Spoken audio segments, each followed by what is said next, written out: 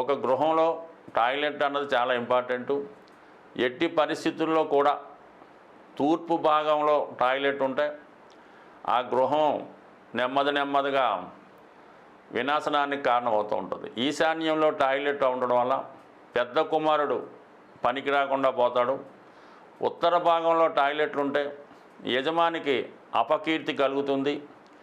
ఏదో ఒక బలహీనతలో చిక్కుకోవడమో, ఏదో ఒక బ్లేమ్లో చిక్కుకోవడం, ఇబ్బంది పడుతూ ఉంటాడు. అనారోగ్య సమస్యలు ఆ గృహంలో వెంటాడుతూ ఉంటాయి.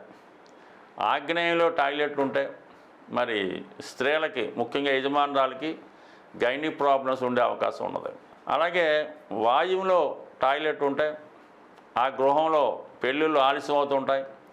ఎంత ప్రయత్నం చేసినా ఈ బ్రహ్మచారులు పెరిగిపోతూ ఉంటారు, అప్పులు పెరిగిపోతూ ఉంటాయి. ₹1,00,000 ఉన్నా ₹1,000 అప్పు తీర్చలేము వాయు భాగంలో ఉంటే. అదే నైరుతి మూల కొంతవరకు పర్వాలేదు అంటున్నారు, కానీ టెక్నికల్గా నైరుతి మూలలో ఎగ్జాక్ట్గా ఉంటే మాత్రం ఆ యజమానికి మోకాళ్ళ నొప్పులు, సడన్గా వచ్చే అనారోగ్య సమస్యలు, అప్పుడప్పుడు ప్రమాదం కూడా జరగవచ్చు.